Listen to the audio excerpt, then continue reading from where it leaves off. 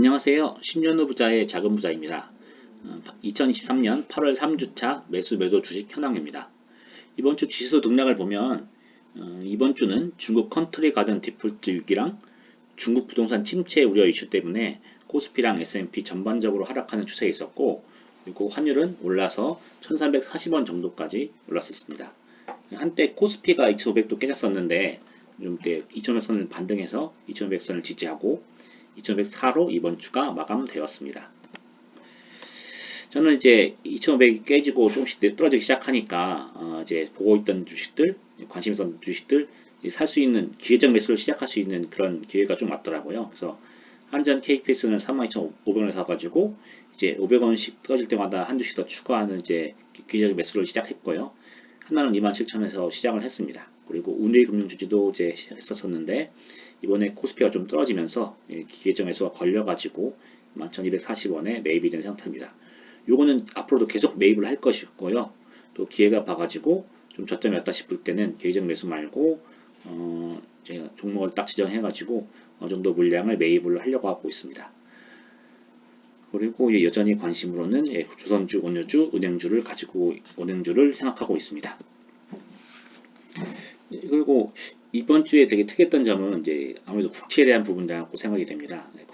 미국 국채가 금리가 이번 주 한 주 동안에 상당히 많이 올랐죠. 저번 주도 올랐었는데 이번 주도 여전히 급등 분위기에 있었습니다. 그래서 저 같은 경우에는 이제 달러가 이미 있었기 때문에 그 달러를 어떻게 처리할까에 대해서 단기적으로만 들고 있어서 팔려고 했었는데 이게 갑자기 이제 금리가 오르다 보니까 생각보다 많은 비중을 가지게 되었고 좀 생각 이상으로 좀 더 장기로 들고 갈 가능성이 생겼는데 그렇게 생각해 보면 이제 뭐 장기로 보면은 이제 채권 가격이 오르긴 하겠지만 그런데 걱정되는 부분은 환율이 떨어져 가지고 결국은 수익이 안 남는 것이 상당히 걱정이 되더라고요.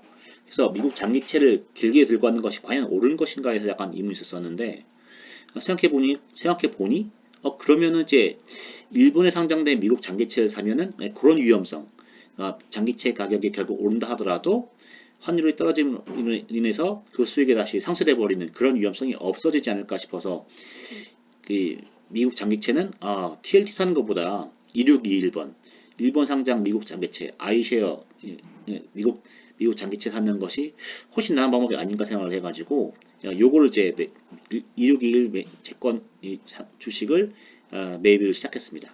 그래서 요거는 한 4.2% 장기채 20년물 4.2% 정도에서 들어갔고 그리고 들어가면서 15만원 정도 샀고 그리고 1N이 떨어질 때마다 계속 매입을 하고 있거든요.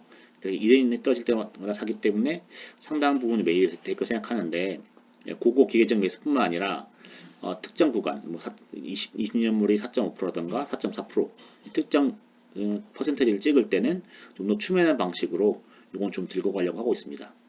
현재 그 일본 엔이 달러 대비 9.2, 9.2 이하인데 이게 YCC만 포기한다고 하더라도 N은 오를 것 같고 N이 오른다는 장점과 그리고 국채가 결국에는 3.5 정도로 어쨌든 4.4% 이하로 떨어질 것 같은데 그런 두 가지 가능성에서 어느 하나만 되더라도 수익이 날 수 있기 때문에 좀 괜찮은 방식이 아닌가 해서 좀 좋게 바라보고 있습니다. 그리고 이제 석유 주식은 좀 팔고 있었는데 중국 홍콩에 있는 페트로차이나랑 시누크는 아직 크게 오르지 않아서 가지고 있었거든요. 근데 이번에 홍콩에서 좀 더 이제 문제가 있다고 하니까 일부는 정리해 두는 것이 심리적으로 편할 것 같아가지고 최소 단위가 2,000주, 1,000주거든요. 그래서 이게 일부 정리해가지고 현금화 하려고 하고 있습니다. 그래서 저는 이제 뉴스도 주시하고 있는데 홍콩, 중국이 과연 이제 장기 침체로 갈 것이냐 이런 거에서 자꾸 마치 장기 침체가 이미 예정된 것처럼 많이 때리고 있는데 저는 과연 정말 장기 침체로 갈 것인지에 대해서 너무 이것을 당연하게 생각하는 것이 아닌가 그 아닌 가능성에 대해서 너무 더 생각하고 있는 것이 아닌가 그리고 이미 주식이 많이 빠진 상태인데 홍콩이나 중국은 요새 별로 좋은 적이 없었으니까요. 그래서 그럼에도 불구하고 떨어진다는 거에서 너무 그 부분에 대해서 가능성만 크게 보는 것이 아닌가라고 걱정을 하고 있고 저는 뭐 그런 가능성도 있지만 그렇지 않을 가능성도 대비해서 가지고 있는 홍콩 주식을 전부 팔지는 않고 어느 정도는 계속 보유하고 있을 생각입니다.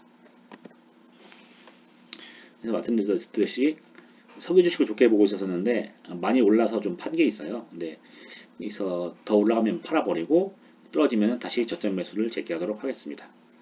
그리고 말씀드렸듯이 2621 일본 주식, 일본 상장, 미국 장기채는 좋게 보고 있기 때문에 떨어질 때마다 계속 추매를 진행할 거고요. 그리고 중국에 대한 문제에 대해서 중국에 대해서 걱정만 하고 막 남일처럼 얘기하는데 결국 중국 떨어지면 저희 코스피도 많이 떨어질 거라 생각을 하거든요. 그랬을 때 음, 그리고 오히려 중국 떨어질 때 한국이 더 떨어질 수도 있는 거죠. 그래서 그럴 수 있을 때 코스피는 기회가 될 수 있겠다. 그리고 계속 이제 중국 어떡할래 시고 떨어지는 부분에 대해서는 중국 걱정할 때가 좀 아니다라지 않은가 생각을 좀 하고 있습니다. 그리고 달러는 여전히 1000달러 정도 있습니다. 계속 팔았는데 이것저것 주식을 홍콩 주식, 미국 주식을 팔다 보니까 달러가 계속 들어오고 배당도 들어오다 보니까 계속 달러가 쌓여요. 그래서 근데 더 올라갈 가능성도 있기 때문에 20만 원에서 100만 원씩 팔고 있는데 그냥 이 정도 팔고 나중에 기회 봐서 좀 괜찮은 가격 되면은 그때 달러 좀 더 많이 팔도록 하겠습니다. 그리고 제 방식이 그렇듯이 어떤 방향을 예측해서 그 방향에 대해서 베팅하는 게 아니고 어느 방향이든 좋은 결과가 나올 수 있는 주식 그리고 버틸 수 있는 주식들을 골라서 매집해 두는 것이 큰 방향성이기 때문에 그런 방향에 대해서 계속 대응을 짜고 미리미리 계획을 해서 진행하도록 하겠습니다. 그리고 하나 또 안 쓴 게 있는데 이제 좀 있으면 서평 하나 올려서 이제 마크 미너비니 이 책에 대해서 서평을 하나 쓸 거예요. 네, 그리고 그 책을 보면서 저는 이제 트레이딩 방식을 좀 접목시켜 봐야겠다 생각을 했었거든요. 그래서 트레이딩 방식을 진행하기 위해서 새로 계정을 하나 열 것이고, 기회가 돼가지고 트레이딩을 하면, 그 트레이딩 결과도 돼서도 이 10년 후 부자 채널, 매수 매도 주식에서 그 내용을 올릴 수 있도록 하겠습니다. 네, 이번 주는 여기까지 하겠습니다. 네, 감사합니다.